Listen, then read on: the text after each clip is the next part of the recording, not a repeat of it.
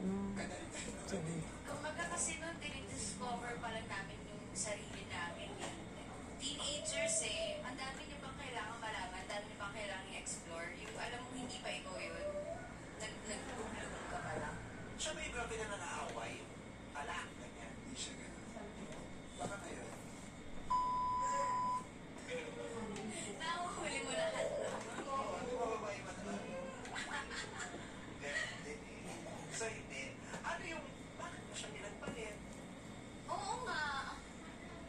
Kung ang lambi niya, ang bait niya, mapag-alaga siya, di ba? Eh, di ba yun yung laging hinahanap ng tao sa taong mamahal niya, yung maalagaan siya, mamahal. Di ko alam eh, bakit tanong-tanong, guys?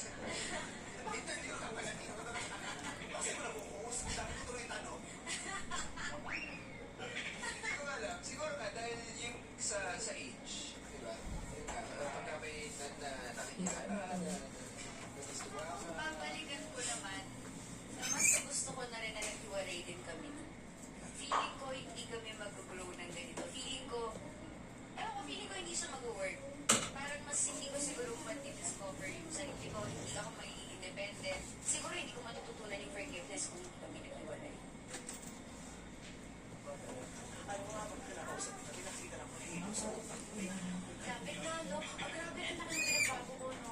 Pinipilit mong hanapan ng paunawa ang mga nangyayari at napapatawad mo sa Ayoko kasing magtanim ng galit, eh. Bad.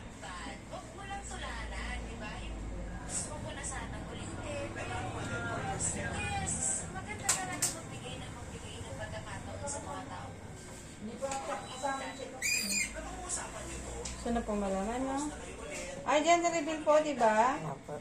Bawal po sabihin? Opo. Okay, Pero sige. meron naman, nalalagay naman po sa papel yung Apo, nasa papel po. 100%, ha?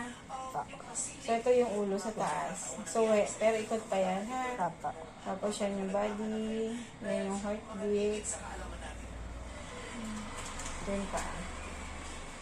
Kaya po pala pag sumasakit. Oo, 100%. Okay naman po siya. So, wait lang, ha? Opo. Ito na.